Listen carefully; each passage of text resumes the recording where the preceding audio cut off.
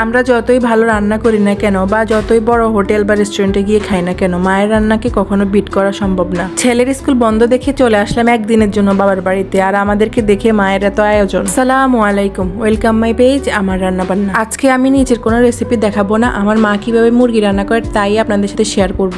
আমার মায়ের অনেক শখের মোরগ এগুলা, এখান থেকে একটা মুরগি জবাই করে কেটে নিয়েছে। এখন অল্প অল্প করে সবগুলা মশলা দিয়ে দিবে, আদা বাটা আর রসুন বাটা দিয়ে দিল, পরিমাণ মতো লবণ, মরিচ গুঁড়া, হলুদ গুঁড়া, জিরা গুঁড়া, ধনিয়া গুঁড়া দিয়ে দিল, আর কিছু গোটা গরম মশলা দিয়ে দিল।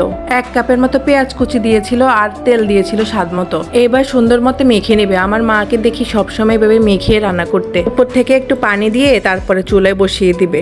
আমার মা যে কোনো মাংস এভাবেই রান্না করে, বাড়তি কোনো মশলা ইউজ করে না, কিন্তু এরপরে অনেক মজা হয় খেতে। কষানোর পর কালারটা দেখে বুঝতে পারছেন এটা কত মজা হবে। এরপর এখন কয়েক টুকরা আলু দিয়ে দিবে। এই তো আলুটা দিয়ে একটু কষিয়ে পরিমাণ মতো পানি দিয়ে দিবে। ঝোলের পানিটা দিয়ে কিছুক্ষণ ঢাকনা দিয়ে রান্না করে নিবে যতক্ষণ পর্যন্ত মাংসটা সিদ্ধ না হয়। এই তো মাংসটা সিদ্ধ হয়ে গিয়েছে এবং ঝোলটা মাখো হয়ে গিয়েছে। মুরগি রান্না ডান। এখন খাবো, আর কথা বলতে পারছি না। Thanks for watching, by.